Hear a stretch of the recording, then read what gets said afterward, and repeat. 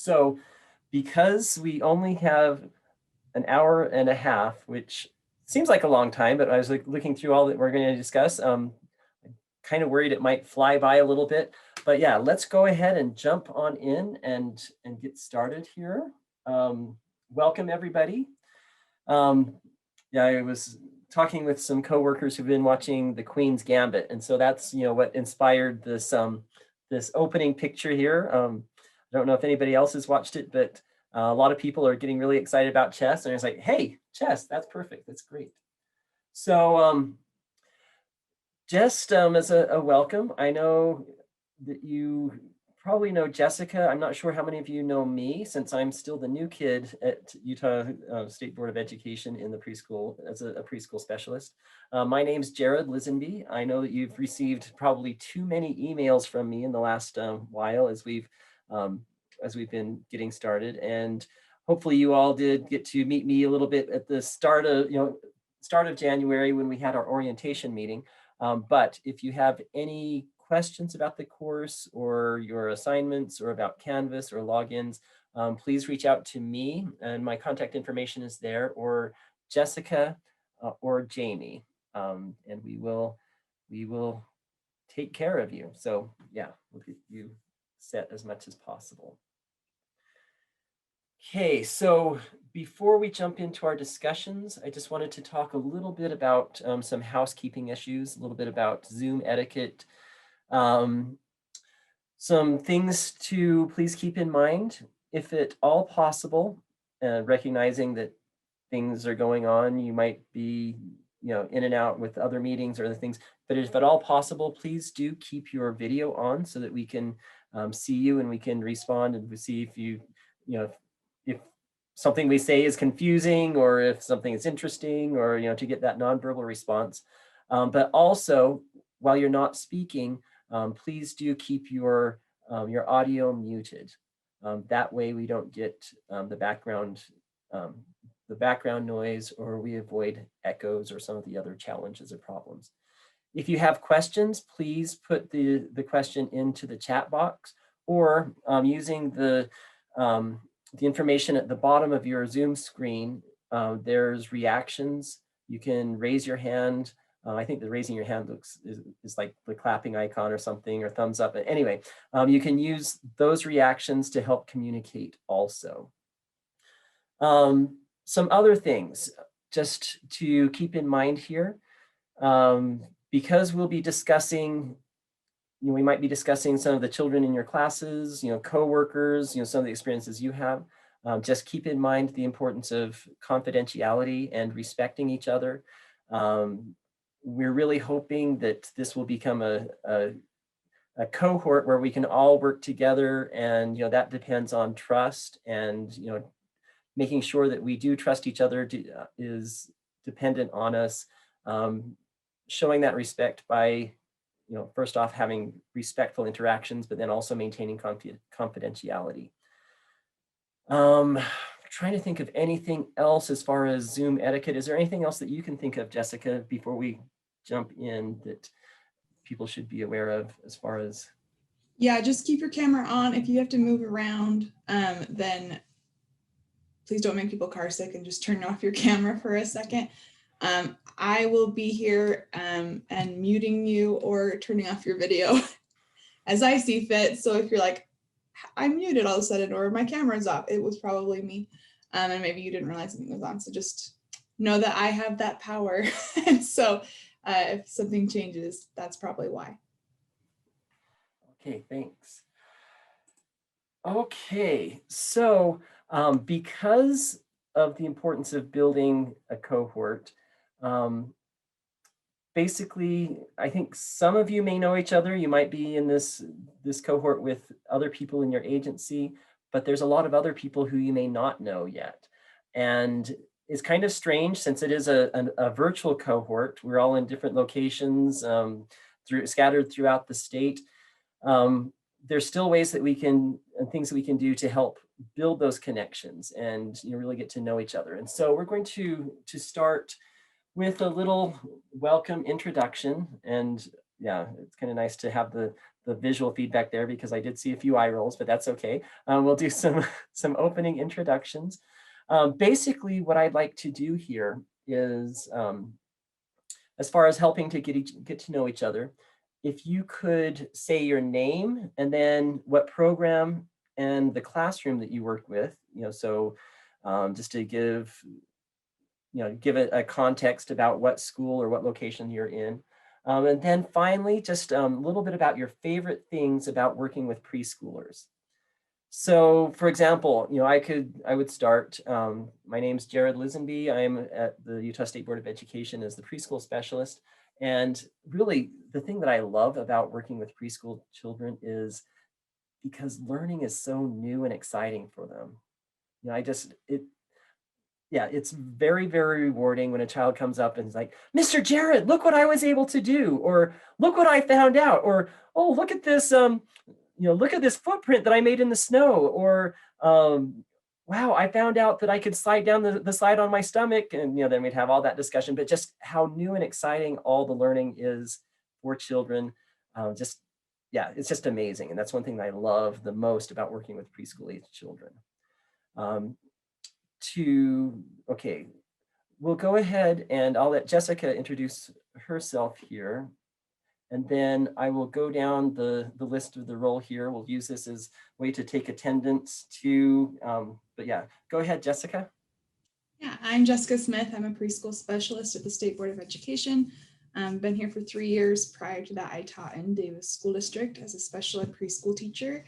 And I think my favorite thing about working with preschoolers is just how sweet and loving they are. I love that they didn't care what I looked like. They didn't care, and they always were willing and sweet and loving and would make my day so much better. So, and again, with their excitement for learning.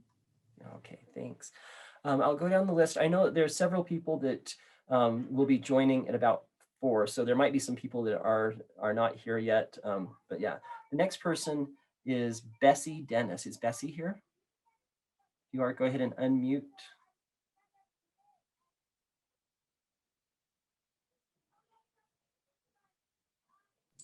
I don't see Bessie. Do you want to go alphabetically in the participant panel? Because that would be. Let's see. Yeah, I'll just because it's kind of tricky in the participant panel since it keeps moving, I guess. I can do it. So okay, sure. Yeah, so let's have Angie, April, and then Bryn.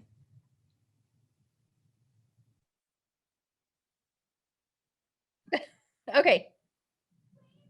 Hello. Hi. Hi, I'm Angie Farley. And I just hopped on. So I guess okay. I'm just sharing what's over here on this side. Yes. I teach in the at Vineyard Elementary in Alpine School District. As a preschool teacher. And my favorite thing about working with preschoolers would be how funny they think I am. Wonderful. Mm-hmm. Okay. Okay, can you guys hear me? Yes. This is April Thompson. I don't know if you can see me. I am not a Zoom person. I don't know if the camera's working. I'm trying to get it to work. You're good, April. We can see and hear you. Okay, great. Thanks. So April Thompson and I work in the Logan City School District at the ECC, the Early Childhood Center. And I'm an aide in one of the classrooms there and hoping to soon become hopefully a lead teacher. But I just love preschool. I love this age. They're fun, lots of energy. Like you were saying, they think you're funny. Sometimes they like you, sometimes they don't. But I just, and the things that they say and come up with are just fun. I just enjoy them. Yeah, sometimes they think you're the meanest person in the world, but they still, they still love you for it. That's great. Right.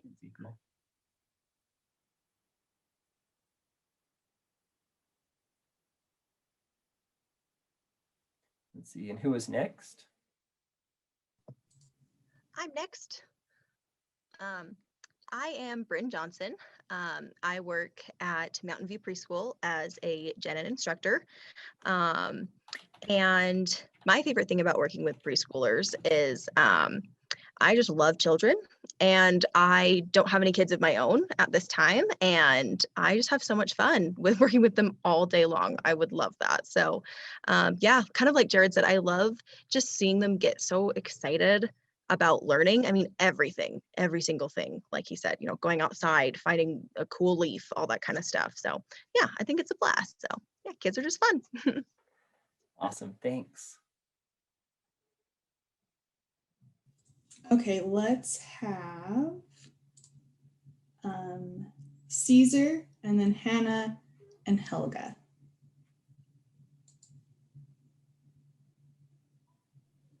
Hello, my name is Cesar Scorsia. I teach at Lincoln Elementary for Brandon School District. I'm the teacher assistant for preschool. And I guess my favorite thing about working with the young little preschoolers is that I'm able to easily interact with them, just learning with them. It's so easy for me to socialize with little kids and just get along with them and teach them. And there's like that same communication back. I mean, I'm able to communicate them better than with adults. So I think I get a lot of the energy from the kids, whereas the adults just drain me out, but the kids just feed me going and going. So yeah. Awesome. Yeah, kids are amazing. Thanks, Caesar.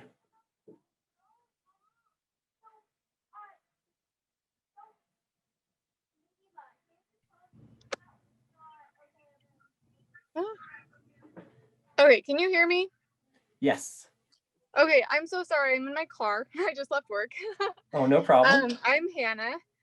I teach in the Granite School District. I'm at Fremont Elementary, and I work in the special needs class.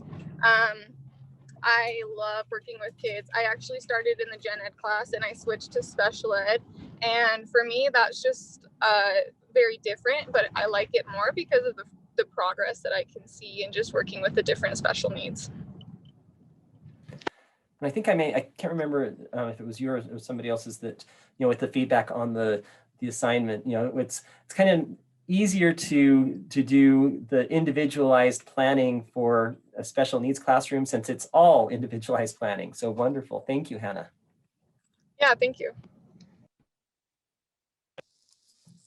I'm Helga Burnham, and I'm at Tolman Elementary in the Davis School District. And in the morning, it's a social behavior class. In the afternoon, we have community preschool. And I just love working with the smaller kids because they still really look up to the adults, and they're always happy pretty much. And so, yeah. Oh, I'm the general ed teacher. Wonderful. Thanks, Helga. Okay, let's have Holly, and then Jamie jumped on. So Jamie, and then Janet. So I am Holly Miwa, and I am a lead teacher of an inclusion classroom, Traverse Mountain in Alpine School District. And the thing I love about working with kids is their excitement about everything, and I love their perspective of things, how they see the world. It's so unique and refreshing. So. Wonderful. Thanks, Holly. Guys, I'm Jamie Robinson. I work with Jessica and Jared at the State Office of Education, or the State Board of Education, I should say. I'm the preschool through second grade specialist, and I'm here to help support them in their needs. And if they are ever absent, I am the person that you will see instead of them. So I just wanted to kind of introduce myself to the group and let you know that I'm here to support you in all of your efforts as well.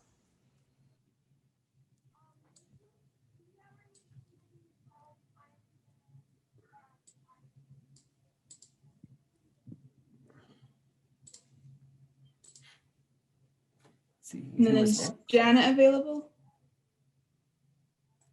Oh, sorry, Janet. I was on mute. I'm so sorry. I didn't hear you talking. You're good. So my name's Janet Brown. I am the Gen Ed Pre-K instructor for Davis School District at Knowlton Elementary. And you guys, I'm seriously multitasking today. I just got my COVID shot. I'm doing this Zoom call and I have parent-teacher conferences. So it is a crazy day today. But I am kind of a big kid, and so I fit right in the preschool system. I love their zest for learning, and I love how they love to learn.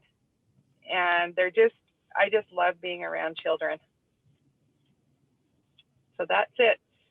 Thanks, Janet. And yeah, thanks for thanks for being with us with multitasking. I know that you, I think that you said that you need to jump off a little bit early for a parent-teacher conference today.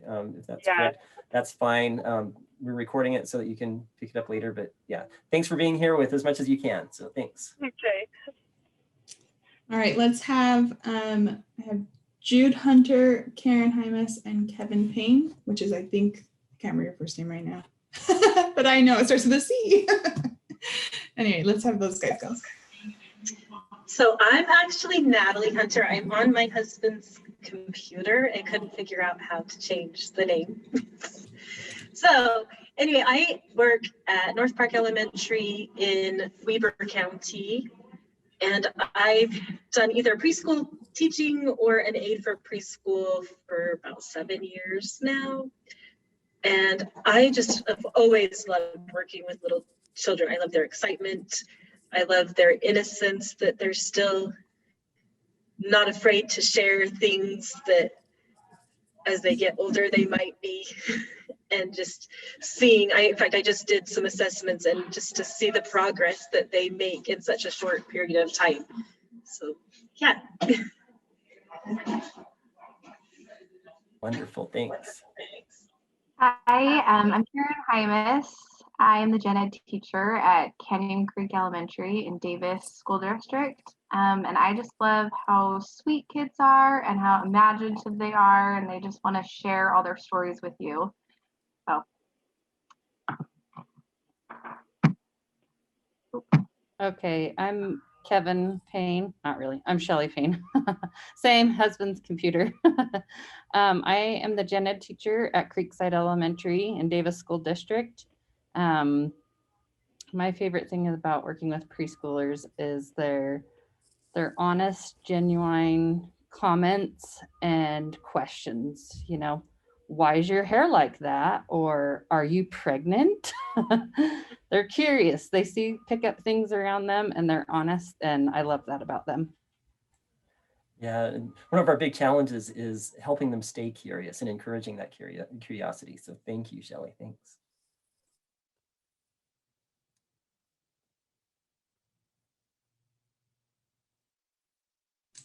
Sorry, I keep forgetting when we're done with a row of 3. Okay, so let's have Kristen, and then Christy and Laurie go. I'm Kristen Smith. I work at Hillside Elementary as a teacher's aide. I've been working with preschool kids for about 7 to 8 years now. I just started working for the Granite School District though. My favorite thing about preschoolers is their excitement to be there. Their excitement makes me excited to be there. And then it's always just a good day with them. They don't bring a lot of drama to the table. So that's nice. Usually don't bring drama, but yeah, that's wonderful. Thanks, Christy.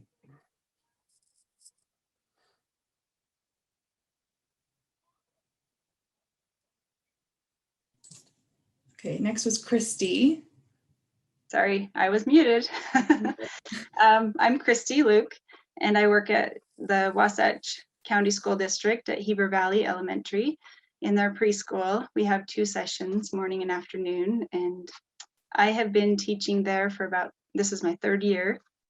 Before that, I taught at a private-owned preschool for 7 years. So it's nice to be with the team of teachers. It's really a fun experience, and we all love all of the kids.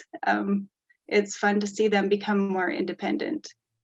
whether it's writing their name, forming their letters correctly, or learning how to zip up their own coat.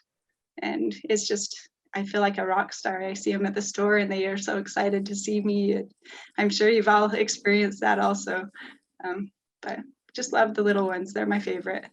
Yeah, I love that. It's like, Mom, Dad, it's Teacher Christy, look. And Teacher Christy, look, I can zip my coat. Yeah, all those, it's wonderful. Thanks.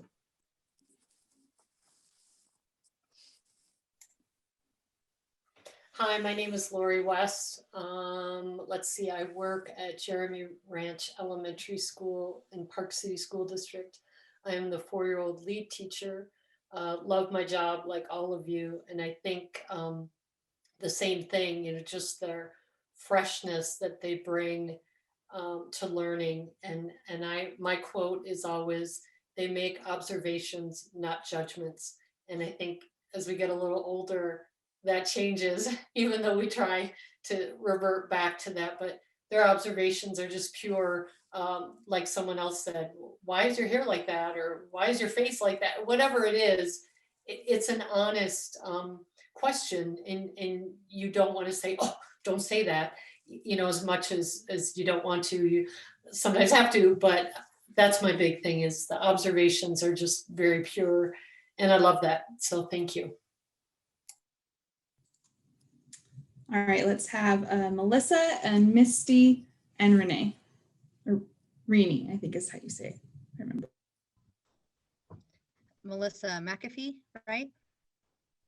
Okay, I'm Melissa McAfee and I am teaching at West Kearns Elementary School and I'm the lead teacher over here. This is my first year back in preschool. It's been a couple decades since I've been in the preschool classroom. So kind of nice to be back in the classroom. My favorite thing about working with preschoolers is just how excited they get when they accomplish things. So like today we worked on tracing hearts and they were just so excited. They're like, I traced a heart and I stayed on the line, and it was just very exciting, and they were cutting out hearts today and it was just an exciting day for them. So yeah, that's my favorite thing. Hi, I'm Misty Nash. I work at Logan City School District at the ECC, and I'm the lead teacher. Angie and I work together, so we're doing this together. It's kind of nice. I love that the child, when they get that light bulb moment, when they finally understand you're teaching them and they just finally understand what you're teaching, that is like so much fun. And I love it when they're excited when they come to see you. It's just so much fun. I love it.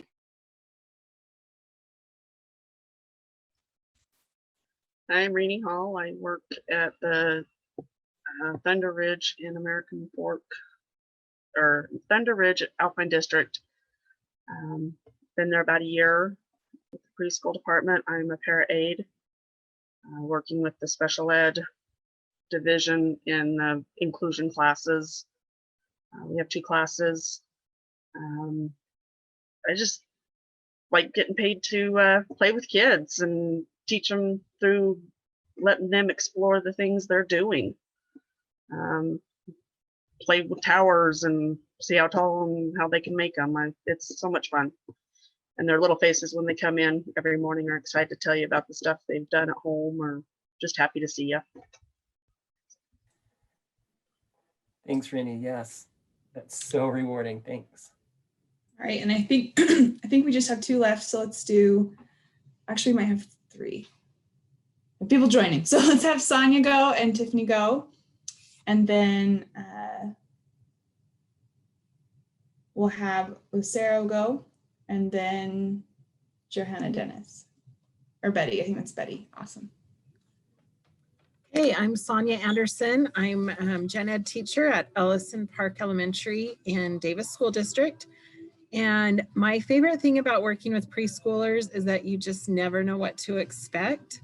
And it just makes it fun. You can be teaching the same lesson that you've taught before, and it will be a totally different experience with different kids. They just keep me on my toes.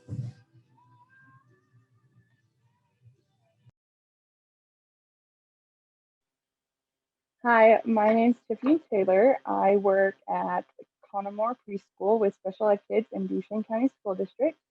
We have 2 sessions. Our morning session is our typical kids, and in the afternoon we have our nonverbal autistic kiddos.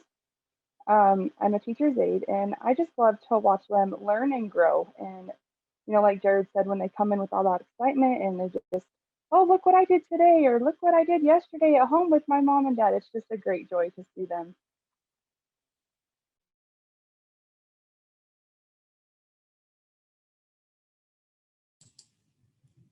And then the Lucero or Bessie, if either of you wouldn't mind unmuting and introducing yourselves.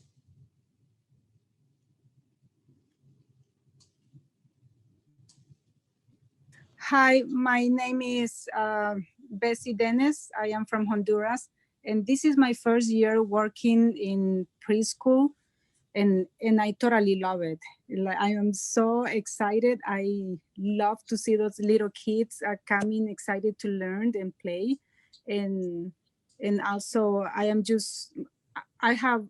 mother of 4 kids, so I remember dropping off my kids in preschool and knowing that they're going to cry and they're going to be scared sometimes. So I trying to be that teacher that will be there for those little kids when they cry, when they see their parents leaving. So I am excited with this job. I love it and I want to learn more. I love this course. I am so happy that I'm grateful that I have the opportunity to learning so many things in this course. So thank you so much. Thank you. Thank you, Bessie.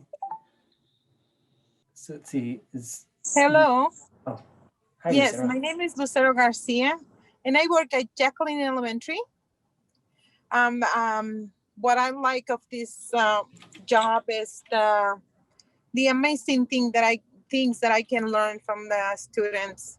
They have a very kindred spirit, and they are easy to teach. Everything that I teach them, they will receive it gladly, and that is amazing for me. I love when they say good morning to me, when they are in I just love being around kids. They are good learners, and I love my job. Thank you. Thank you, Lucero. Now, is there anybody else who came on after we started that we didn't get to?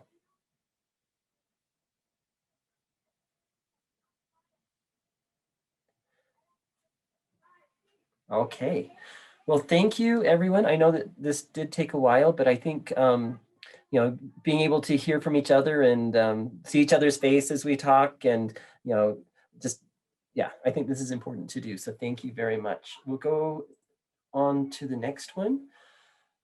So what I wanted to do first is I just wanted to do a quick check-in to find out if any of you are continuing having problems with Quorum. I know that several of you have emailed about some difficulty with the outdoor environment course.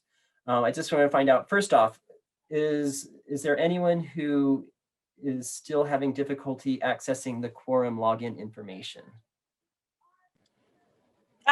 You know what? I had problem turning in. It said that it didn't. It appears something saying that they couldn't work with the program that I was working with. So is maybe I'm doing something wrong, but I couldn't submit my homework. See, was that the homework for on the screen, or is that on the Quorum, or is that the homework in Canvas? In Canvas. Okay. See, all right. So there's a limited number of types of documents it will accept. It will accept a text document, a Microsoft Word document, a PDF document, or a PowerPoint document. If it's in a different format, then it will reject it. So a couple of things that you can do is you could see, I'll check to see if there's a way to just enter the information directly into Canvas without uploading it. Otherwise, if you saved it as a text document, then it should accept it. Please go ahead and email me if you run into any problem with that, and I will see what I can do with that. So thanks. Thank you.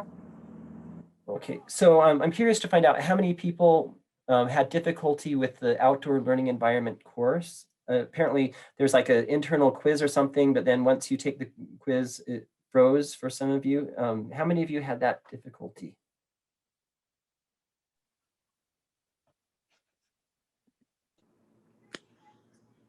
I haven't done, like, to be honest, I haven't done the planification, the CDA planification or the outdoor, because I was doing the learning environment and the learning environment and the indoor, and I have to do the first one 3 times.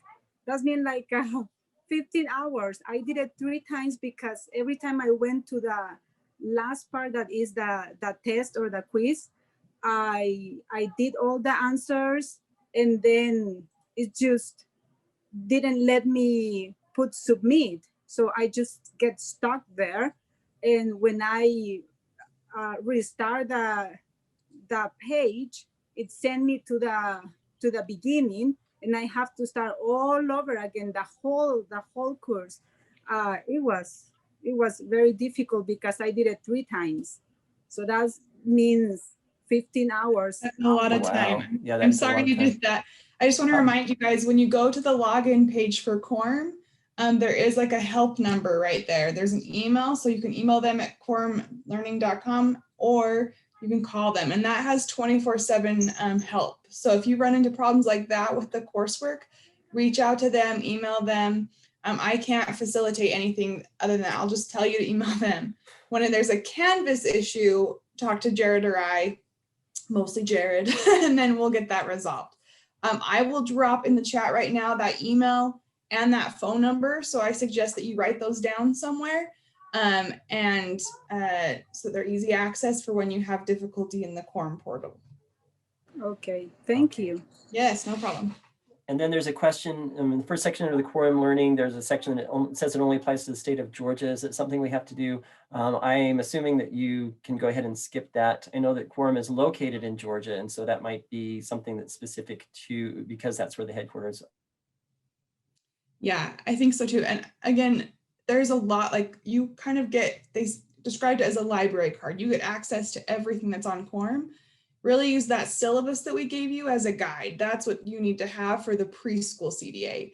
But you can, I think you guys have access to like the infant and toddler courses and stuff. So like, we're not going to need to do all of those. So that's why you really got to let the syllabus guide you on what books to check out and courses to take, because you will get lost in the Quorum portal.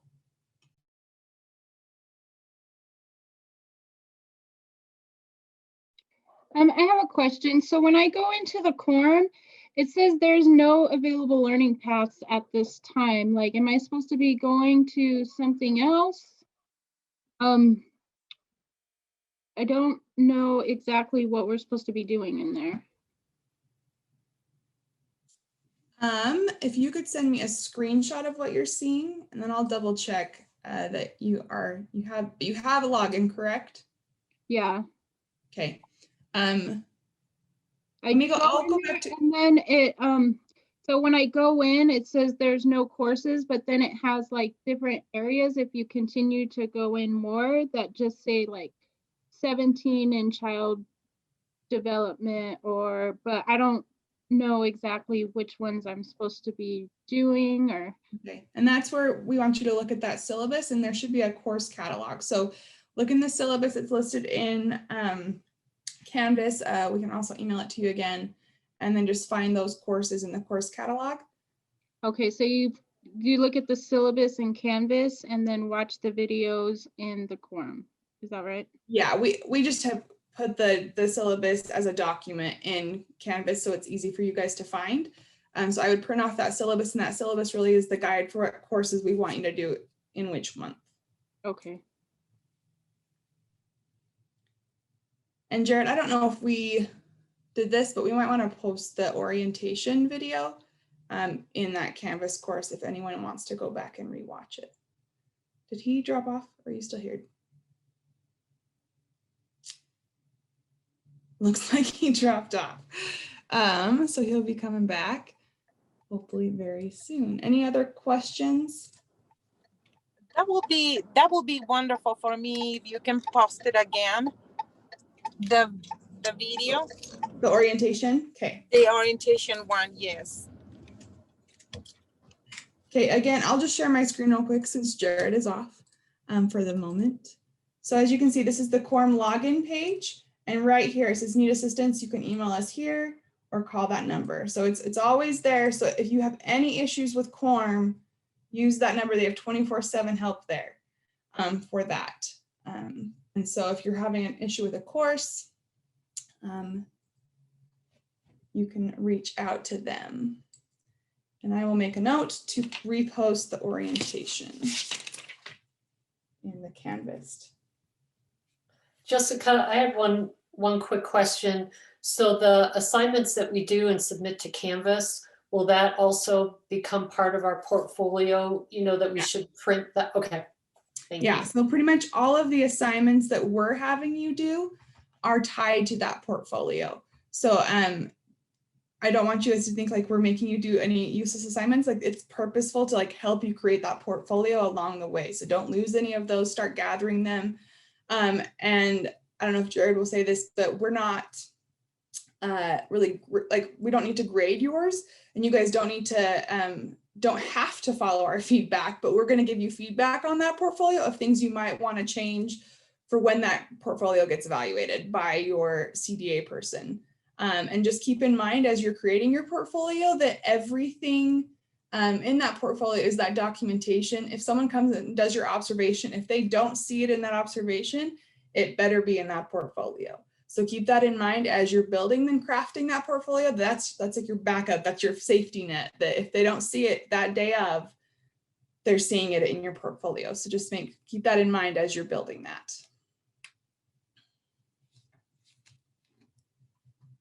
Okay. And let me double check. I'm not hearing. Jared, it looked like he tried to come back. There he's gone. Any other concerns that I can try to help answer? I will be honest, Jared is really like the driving force of this. We're really grateful to have him come on board, but I am here to support as well. Okay. Yeah, Jessica, this is April Thompson. If we signed up in December, and are we not able to get on Quorum yet? Jared just invited me like a couple days ago to Canvas. So I haven't emailed them yet. So I will email them today because I need to email. We were waiting to hear back on a couple other people that we were going to move over to this cohort. So that's why I haven't sent that email yet, but I will send it today. So you should get it within the next couple days. Same with Bryn. Jared, you're back. I'm so glad to see you. Oh my goodness. So yeah, apparently my son decided it was a good time to move the Google Fiber receiver. Oh, you know. And you know, my younger daughter, my 10-year-old, who was on a Zoom meeting with her friends, you know, I heard her, it's like, what's wrong with the internet? So sorry about that. I'm back. Okay. I think we're good to move on from this slide. Yes, yeah, go ahead. Thank you. Move us forward. Okay. So really briefly, since you know that probably throws us behind a little bit, so I'll just touch on some of these really quickly.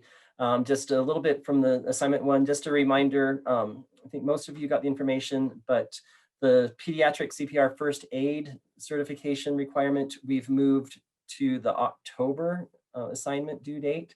The reason for this is there were very few organizations that were doing in-person training for CPR first aid, which is, you know, obviously that's like, yeah, there's reasons for that. And it turns out that learning by just watching visually CPR and first aid is not the most ideal way to learn. The CDA Council decided to temporarily allow online training for that requirement, but that they were ending that that allowance at the end of this last year. Because we're beginning the cohort, and it will be basically the end of this year or early in January of next year that you submit for the CDA Council approval. The CDA Council suggested that we hold off on that requirement because as soon as it's safe again for people to hold in-person classes for CPR first aid, that will be the requirement. I did hear yesterday that there are some places that are offering hybrid CPR first aid trainings. Basically, that's where you do a lot of the coursework online, and then the hands-on part, you come in for a session. If that's something that's available, you can do that. But otherwise, I would hold off until October or later during the summer, later on when we know what the CDA Council will do. Okay, so the next one, see, I really enjoyed looking at the lesson plans that you all submitted. It's really exciting to see the activities and the learning that you're all doing with the children. I think that I did give you a lot of feedback for a lot of you. Hopefully it's not too much feedback, but some things to remember as you're putting your lesson plan together. These will all go into your portfolio, and your job as you're putting your portfolio together is making the certification visit as easy as possible for the person who will be coming to observe you and to look at your portfolio. And so for most of you, it would be very helpful to add a section. It could be a separate page. I think I told some of you, it could be a separate page where you outline this, more specific goals that you have for the children in your classroom. Keep in mind that you can maintain confidentiality by using their initials or even, code names.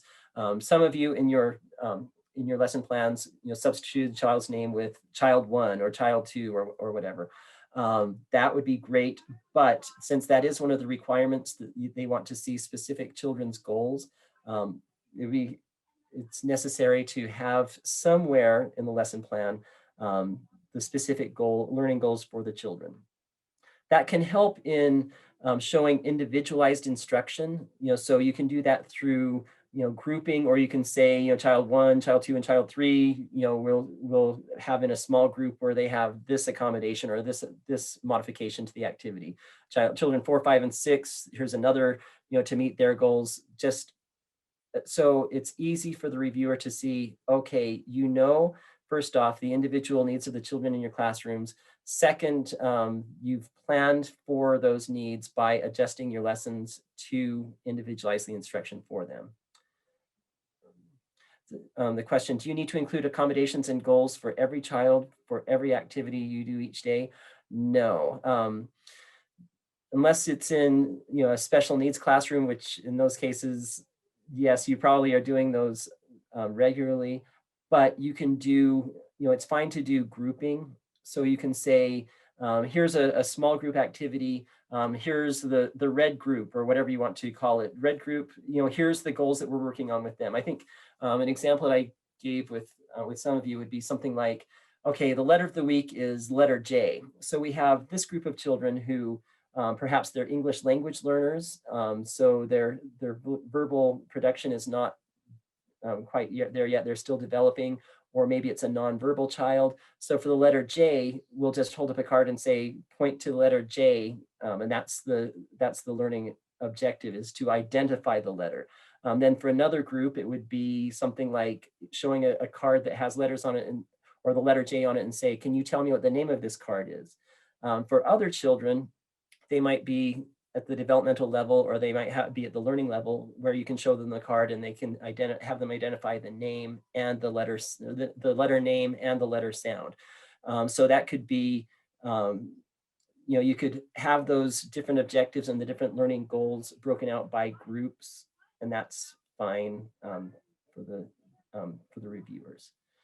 Also, another thing with the accommodations, I saw, remember that there is the requirement to have accommodations listed. So even if there are no special needs children in your class, they do want to have you plan as if there were a special needs child in the class. And again, respect confidentiality. I saw a couple of people who said, okay, this child, our ADHD child, we will make this modification, or this child who has a speech delay, we'll make this modification. That's fine. That shows that you recognize the need of the child and you're planning accordingly to make those accommodations. It's helpful with that to put in the goal for that accommodation. We recognize that this child with ADHD has a really hard time focusing for longer periods of time. So we'll have somebody sit by this child to provide individualized guidance with the objective of expanding the child's time interacting with this material. So don't worry if I gave a lot of feedback there. Most people are in a similar type of situation. Just the thing to remember, since the reviewers will be looking specifically for children's goals and for accommodations, you really want to make sure that those are clear for the reviewers. So. Finally, the menu. This is in preparation for the competency statement that's due in April. Basically, what you will be doing is it's a single paragraph on this. Basically, just talking about how the menu, if you created the menu or had part in creating the menu, how it reflects your commitment to children's nutrition. And if you did not, and they even say it's fine if you don't serve meals in your program, you can find a menu on the internet, that's fine. If it's not, you can, with the competency statement, you can identify what the strengths are as well as what recommendations you would have for changes. And so just be thinking, have that in the back of your mind, getting ready for the April's assignment. But yes, thank you all for submitting. And if you did run into any problems, then just reach out to me and I'll look at that. Okay, so to be clear, we do not need to resubmit our lesson plan after making additional accommodations. You do not have to, but you're welcome to. I'll be glad to look over it and give you any additional guidance or recommendations. All of these assignments are to build your portfolio. Basically the portfolio, think of the portfolio as a scrapbook. You're basically creating different sections of the scrapbook. If you would like to resubmit, please do. I'll be glad to look over it as you're putting that together. Okay, so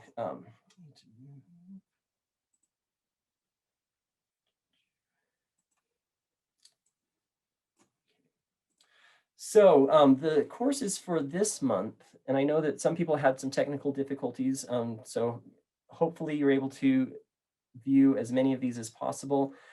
If not, one of the wonderful things about Quorum is you can pick them up all along the way. Basically, you just, if you watch all of these classes, it will fulfill the requirement for the coursework as well as the 10 hours within the 8 different content areas. What I wanted to talk about with this is I just wanted to have a little bit of general discussion. But with the interest of time, especially with my little internet glitch, what I'd like to do is instead of having a general discussion all together here, let's go ahead to the next one. We're going to do a bit of a breakout activity here. So what we'll do is we'll take 15 minutes in the breakout group, and there will be 4 different breakout groups: learning environments, indoor environments, outdoor environments, and then the CDA planner. We'll randomly assign. I recognize that some of you got the logins late, or there were difficulties with technical difficulties, so you may not have participated in those classes. But hopefully there's other people in your breakout group who can help catch you up to speed or give you some ideas and suggestions. Go ahead to the next slide, please, Jessica. In your breakout group, here's what I'd like you to discuss. And I can paste this in the chat so that you can have it when you go into the breakout groups. Basically, what were the main takeaways that you had from the course? Was there any information presented that surprised you or that you did not agree with? And then finally, if a coworker asked you what this class was about, what would you tell them? So if you would go ahead, Jessica, if you can go ahead. Okay, first off, Any questions about what we're going to be doing for the next 15 minutes? Okay, so basically it's a chance for you, with whichever one group you're in. Remember, group 1 is learning environments, group 2 indoor learning environments, 3 outdoor environments, 4 CDA planner. Discuss those 3 questions that are in the chat, and then we'll come back, designate a spokesperson to that can share with the rest of the group when we come back. And yeah, we may cut this a little bit short for 15 minutes, but otherwise, let's go. Thanks.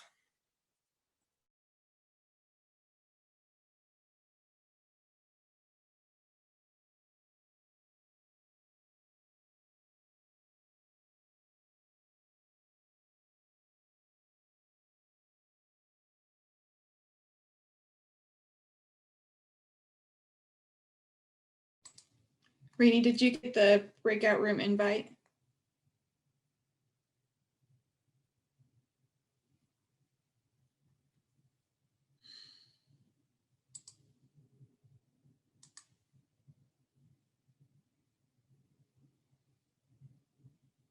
To discuss and talk and get ready to to share. Okay, so let's go ahead and go with group 1, which is the learning environments. Group 1, who's your spokesperson? Spokesperson, go ahead and unmute and share. Okay, this is Lori. We did the learning environment, how your classroom arrangement kind of affects learning. And we had some ideas of, even when it comes down to decorating your classroom, have everything be geared towards a learning experience and what learning is taking place. You can make it, some easy things would be to make it just brighter, more interactive. Even when it comes to dramatic play, you could put up signage, how much do these donuts cost? Even if the kids aren't fully aware or old enough yet, they could get used to that's a real life kind of thing when they go to the grocery store, that they would see that. The other thing would be even being just reflecting diversity.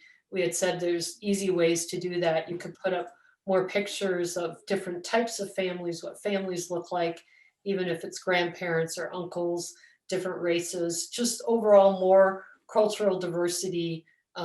We thought wasn't always represented as well in our classrooms as it could. And that could even be done with foods in the kitchen. You could have international foods like spaghetti and tacos. You could have your baby dolls be of different races, and even books that show different kinds of people and different kinds of families.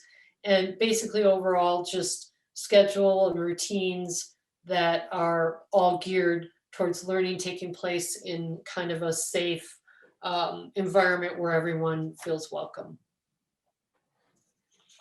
Okay, wonderful. Were there anything that surprised you or that you didn't agree with?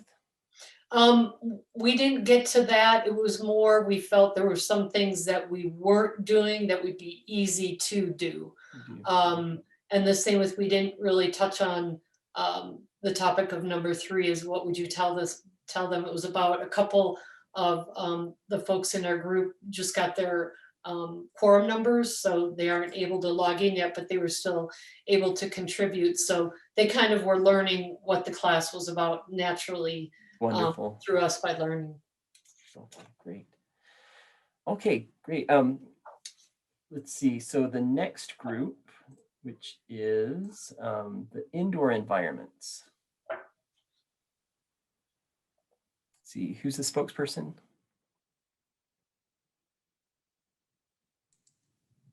This was the group with Bessie, Hannah, Melissa, and Natalie. Yeah, we never really designated a spokesperson because we just got chat. So I'll do it, I guess. Thanks, Melissa. Sorry. What was our takeaway? We took away that, it was very informational, and it was great to hear like some of the things behind why we put blue and yellow on the table, or why, the spaces shouldn't be so cluttered, or why, having a balance of colors is important, and all of that. I'm trying to think what else. We didn't really find anything that we didn't agree with. It was, a lot of it was,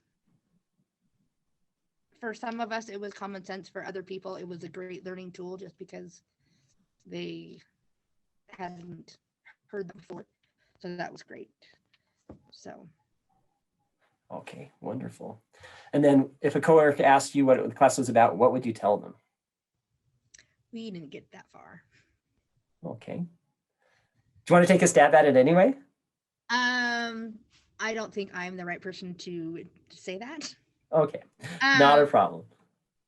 Only, yeah, mine's a whole different story of why I'm taking the CDA. So I've did tell a coworker, you know, we're taking it because it's for grant funding, and that's basically the reason why I'm taking it, so we can get a grant. But every person is different, so yeah. Yeah, well, thanks, Melissa. I appreciate that. So, yeah. Okay, so the next group, the outdoor environments. Who is the spokesperson for that group? I am the spokesperson for that one. And our main takeaway from that was that it sounded good in theory, but most of us teach at a public school, and that seemed geared more towards private preschools or daycare, that we don't have the control over our outdoor environment that they were suggesting. And so we felt like there's not a ton we could do with that information that they gave us. So as far as number 2, is there any information presented that surprised or that we didn't agree with? Again, it was nice in theory, but not gonna happen in a public school. It would be so nice if we could go out and tear out this concrete and put in right, and have a garden. planting garden and flower beds that we could work in, and you know, a stage built outdoors, and you know, so and I don't know that I would have agreed with putting dramatic play outdoors in the way that they're talking about, because they talked about having it, you know, basically as it's set up in our classrooms, you take that and you put it outside. I don't think that would work with our weather system, with our time allotment that we have for outside time. And, you know, where do you store all that stuff? So. And do you want to haul it out from your classroom to the playground every day? Yeah. No, I don't. That's easy answer. No. Okay. And then the last one, if a coworker asked us what the class was about, it's basically setting up your classroom so that everything you do indoors can be done outdoors. So it's basically creating an outdoor preschool. And there are some things like there's art activities that you can still do without having space, and there's yeah, you can encourage or as you're interacting or engaging with the children in outdoor play, you can engage in dramatic play just on the play structures that are naturally in the in the outdoor space. Right. But yes, I don't need the dress up clothes. I don't need those outside. I don't. Okay. You know. All right. Well, thanks, Holly. Great. Okay, so group 4, the CDA planner. That is Christy lost the rock, paper, scissors, and so she is the representative for group 4. Okay. All right. So I mentioned to Jared that this is the 4th course, the last one. I kind of went in the order of the syllabus, and so I did the CDA planner last, but I feel like it probably should have been one of the first ones that we did, just to get an overview of this whole class, and especially for our portfolio. But it is very specific. If you just print off the pages that it provides, there are cover pages for the tabs, and they have little squares that you can check off different things as you add them to your binder. Probably you would also submit those things on Canvas as you add them to your binder, same time, to keep it in order. But I thought it was really helpful, and specific. I think that it's the same instructions. Every binder is going to look almost identical, except for our maybe the activities that we have to design and submit. But it has, what is it called? It has a little planner so that we can schedule our hours and keep track that way. I just recommend printing out all of that information so that you have it, or you could revisit the same course later in the year when you get closer to completing your portfolio and before you have your observation, so that you're more prepared before the person comes to your school to see you interact with the children and how you teach and look over your binder. So maybe go back to it later on. Yeah, that was oh, that's kind of weird. Okay. That was one of the interesting things that we talked about in the breakout group, that it would be helpful to revisit at least the last 2 sections of the CDA planner class in preparation for the visit. So Jamie, I just saw that you messaged about the regional CDA expert. Can you tell us what that is? So in meeting, Care About Childcare also runs some CDA cohorts, and they do them in regional centers. And they were explaining to us that they actually have CDA experts at each of those regional centers that can help you with your portfolios. And they also do some examination prep. And so Heather Adams is our contact at the Office of Child Care, and she was going to email us that information. And so as soon as we get that information, we can either add it to the chat box, or we will get it sent out to this group, and we will also add it to the Canvas course. So I just wanted to let you know that in addition to having us as resources for your portfolios, we also encourage you to contact those regional centers to get any type of supports that you may need, particularly with your portfolios and exams, because they are hired and that's their job. So that's their one focus.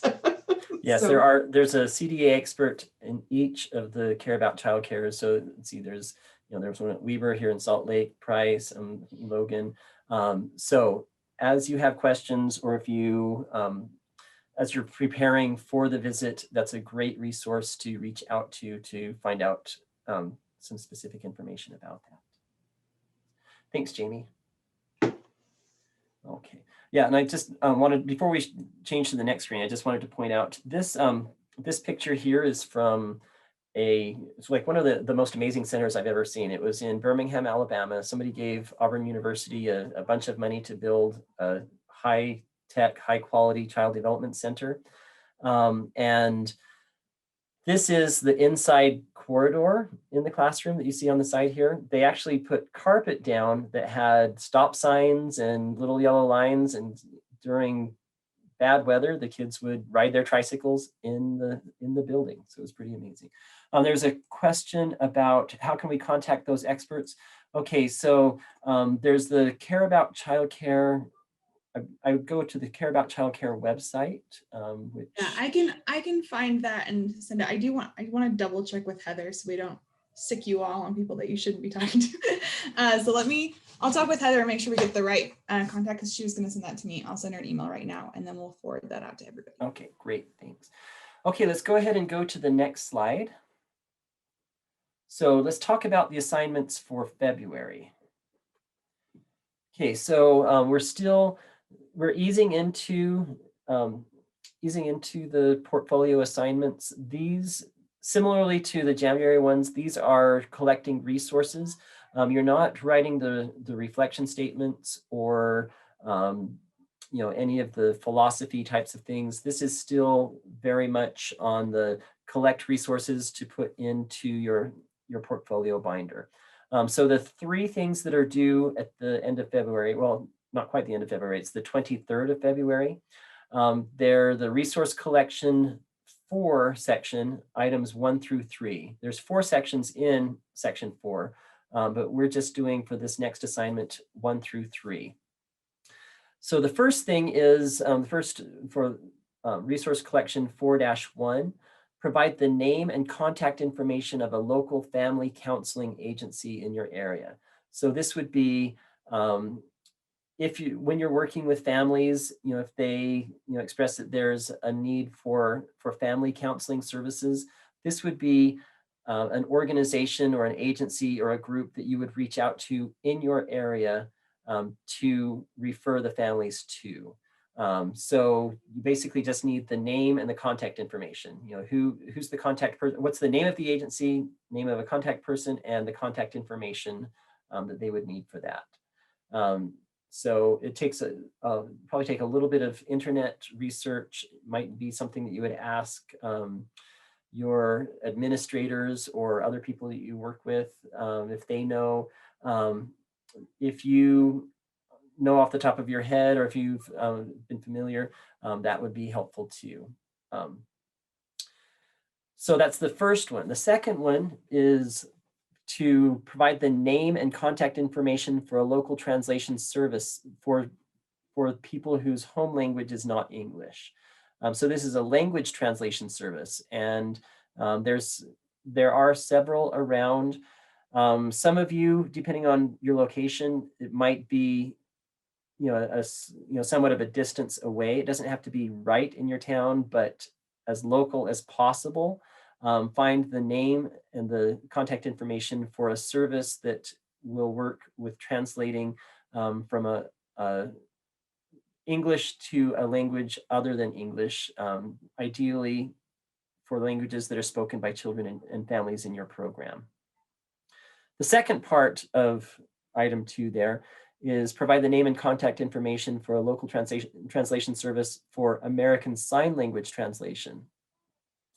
There are some around. Again, the term local might need to be stretched a little bit depending on where you are located, but basically as local as possible. Find the nearest translation service for providing American Sign Language translation. Here, again, with both of these. Sorry, what, Jamie? Jared, as far as American Sign Language, there are a lot of companies, like there's 5 Star Interpreting, there's Purple, there's different agencies that you contact, and then those agencies contact an interpreter in that area. So there are several interpreting services, like probably 4 to 5 main ASL services that are out there, but then they have interpreters in your counties that will come to you. So it's just something to know, like you want to know who those main services are in that area. And look, we've just made your assignment a little bit easier. So there's 5 Star and Purple. Those are 2 possible places that you can reach out to. Yeah, they're all thanking you, Jamie, which is awesome. Because it's not necessarily a scavenger. I have a question. So do we need to know who the people are in our area, or we can just have the resource that's 5 Star? In that case, you would contact 5 Star or Purple or one of the other organizations, and Kajika is another one. Contact the organization and then ask them for translator services in your area. And so I'm not quite sure how it would work if there was the need for translation in your area, if you would contact the local person or if you would still need to go through one of the agencies. Do you know that, Jamie? Do you know if they would still reach out to the central location, or if they could just reach out to the person that's in their area? No, because most of them are hired through different agencies. Okay. And so in order to be a sign language interpreter, you have to pass certification tests, and you have to prove that you're fluent in that language and that you have the ability to match the needs of your clients. And so there are several things that are taken into consideration. So you want to kind of know like who the main contacts would be, and then they hire the interpreters based on their skills in your area. They contract with them. There are some interpreters that do like private services on their own, but you always want to make sure that you have a certified interpreter that is giving those services.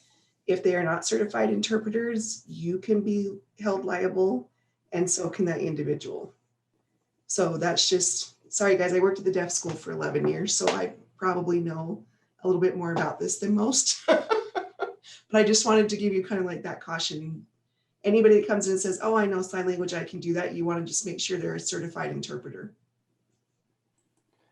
Wonderful, good to know. So, and also it's good to know that for this assignment, you would probably just provide the name and the contact information for that translating service rather than the person that they would contract with in your area, because when the needs arise for a translation service, you would contact that agency to arrange or to contract with somebody in your area to provide the services. Okay. Let's see. Okay, so the last thing here is the resource collection 4-3. This is the names, contact information, and a brief description. So here's where there's a little bit more there. There's required a description of at least 2 agencies in the community that provide resources and services for children with disabilities. This could be potentially through your school district. There could be other agencies in your area, but you would have the names, contact information, and then a brief description of what services they provide, which would be beneficial depending on what the disability need is for the children in your program. Okay. Okay, and sometimes the districts will have interpreters on staff or have connections with interpreters too, and so that would be something that you could look into. So yes, I would talk with your administrator about that too, to just have that information, to help in that. So all of these should be fairly simple and fairly straightforward, but these are all things that are required in the portfolio. Okay, let's go ahead. The coursework for this next month.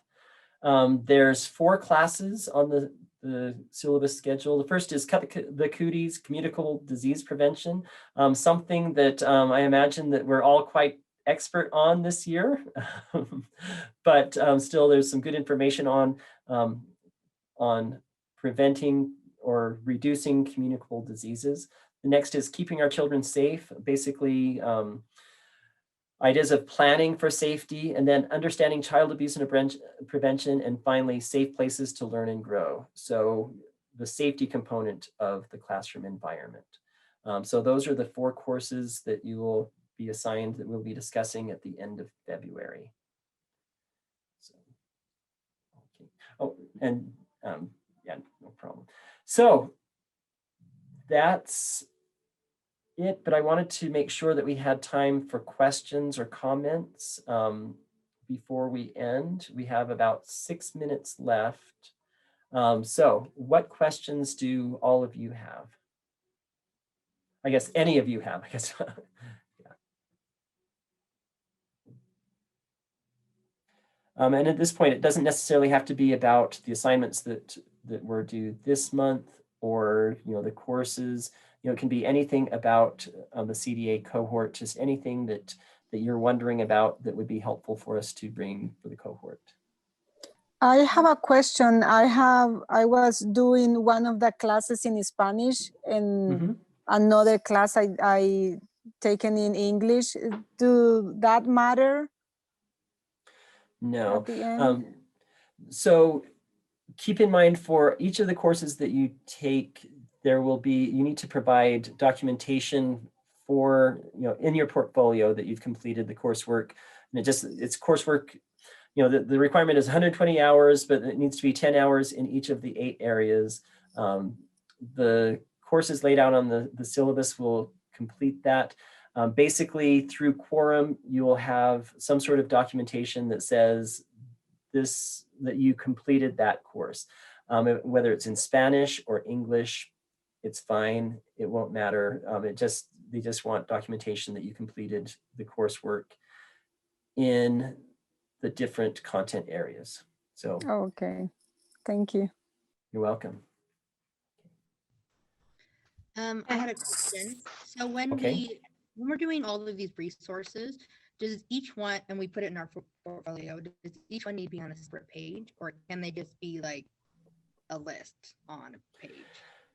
I would put them on separate pages. the reason for that is, remember that your job is to make it as easy as possible for the reviewer. I've heard of people that have a tab system, you know, so they'll have like on the side, they'll have, this is, you know, this is resource collection 1-3. And so that way there's the tab, and then behind the tab is the resource. The same thing with the competency statements. This is competency statement 3-1 or whatever.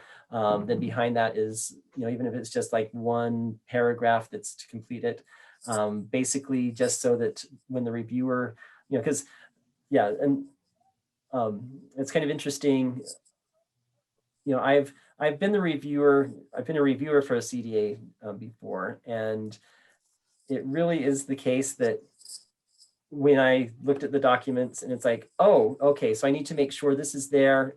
Boom, it's really easy to find. It's right there. Review it. Perfect. Let's go on to the next one. Yeah, it makes the reviewer's job a lot easier. And if the reviewer's job is easier, the reviewer will be a lot happier and, you know, more positive. And so, yeah. So I guess that's a long answer to a short question. Basically, the answer is yes. You should keep each of the different items on a separate page. Okay, and then along with that, do they reference them the way you're referencing them in the homework, R-4, 2 or 3 or whatever? Okay. Yes, the resource collections and the competency statements are on pages, I think it's 14 through 17 in your manuals. And so it has like what the letter code is for each one. So that would be perfect. Okay, thanks. So yes, refer to the manual for those to make it easier. And there's even a checklist. There's checklists in the manual, and there's order in the manual that you can just refer to, and yeah. So how do we approve the cohort? Where do we print stuff out? What do we have to print out that we did the classes? So for the classes themselves on Quorum. Yes. I need to go in and look at it, but there's Quorum said that there's a place where it will give a list of all the courses you've completed. And how many hours? And how many hours, yes. Okay. So yes, that's in Quorum itself, and you just print that out and put it in your portfolio. They actually give you certificates that include the name of the course and the hours. So you'll print those off whenever you want. It's going to be saved on Quorum. So if you wanted to print them out now and start, putting the binder together, that would be great. If you'd rather not have them that you would need to lose and just want to print them out later, that would be fine. If you want to print them out now, knowing that you will lose them and you need to print them out again, if you're anything like me, that's fine too. But yes, that's the resources. I'll also double check with Quorum and see if you get like a transcript at the end that might be more environmental friendly. Yeah, it'd be nice if it was just a list. Yeah, so if you want to download them just as like certificates and keep them in a folder as PDFs right now, and then I'll double check on if there's a transcript. I think there's going to be a transcript at the end. That'll be a nice summary. Good question. So we earn our 80 hours according to the syllabus, right? Well, the syllabus actually has it set up for the 120 hours. Oh, it is. Okay, but, I hadn't counted. Yeah, so, but with that, there's coursework that completes the 10 hours in each of the 8 content areas. Okay.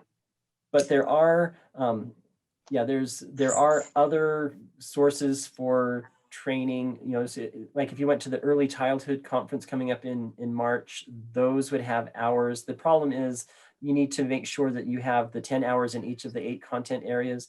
But what that means is, if you're like, if you missed a course or something, but still have the 10 hours and you didn't want to go back and pick up that other course, there are other options or other routes to get those. The problem is you still need to make sure there's the documentation. I know that the early childhood conference in March, provides documentation that you attended the different classes.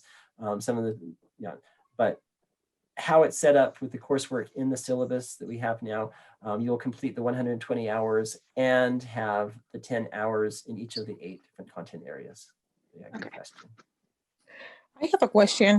I attended early childhood classes at the Granite that they were giving at the Granite School District last year, and we started at the beginning of the year. Do you validate those hours? Were they through the school district? It was through, I think it was for the preschool department. I'm not sure. I would check with your administrator about that. Okay. To see, and it, it does need to be, there are some requirements, that they do need to be, it's like any of the professional development hours that are approved through Care About Childcare or the Office of Childcare would count. But if it's just something that you do within the organization, it might not. So I would check those very carefully. It wasn't professional development hours. It was, we were working towards our license or renewal license. Okay. So yes, those probably could count, but again, you need to get documentation and then be sure that you still Okay. have the 10 hours in each of the Oh, okay. Okay. Well, thank you so much. So we are at 5:18, which is a little bit past time. So I understand if you need to step off and leave, but if you do have any questions, we will stay here for as long as there are questions. I just wanted to let you know, I understand because of the time constraints and because we want to respect your time. If you do need to step off, that's fine. But if you do have questions, yeah, please keep asking.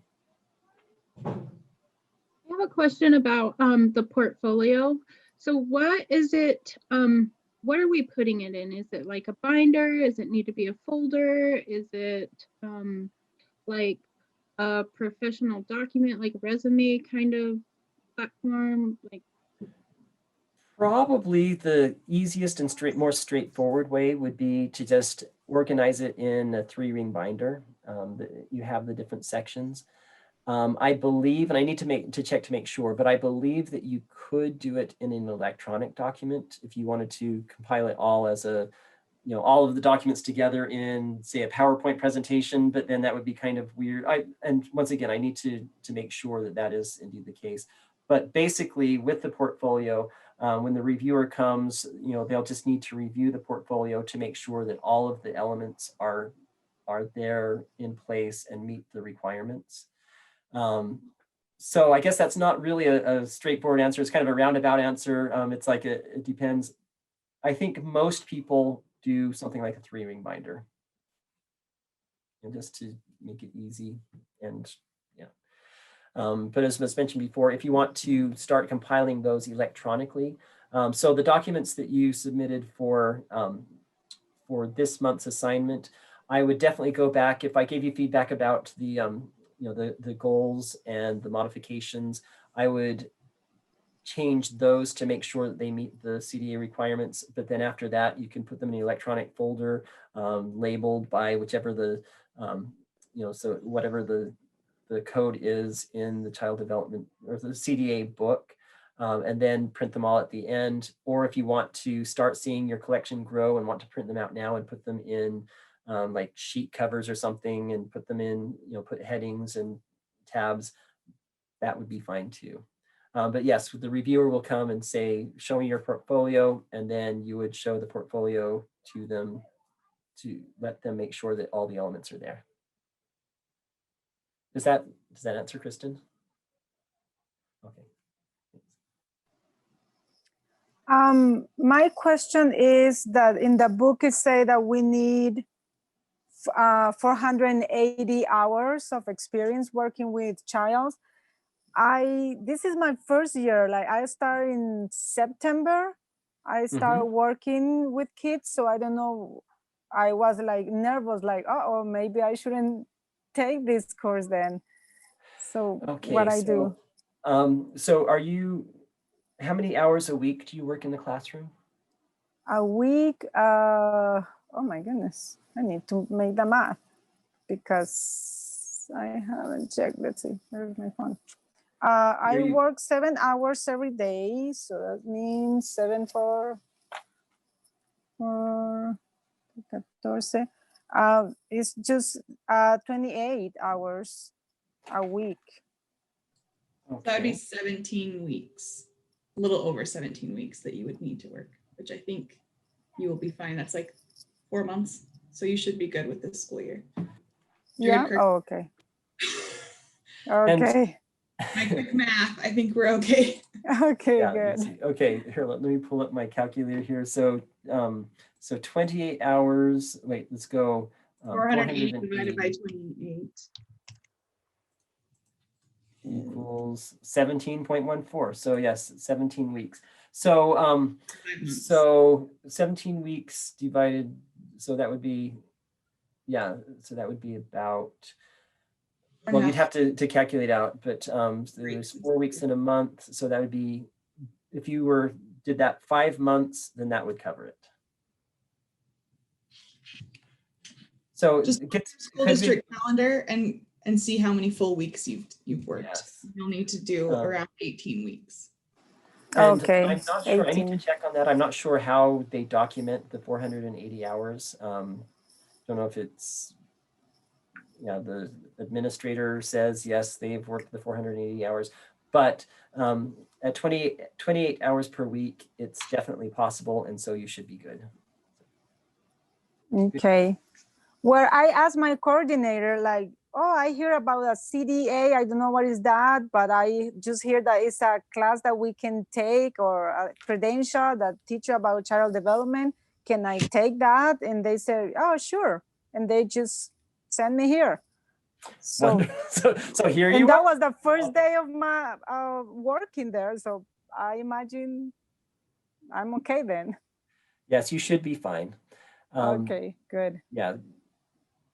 And like I said, I'm not sure how they document the 480 hours, but you should have more than enough by the time it comes to submit the CDA. Okay, good. Thank you so much. You're welcome. Any other questions?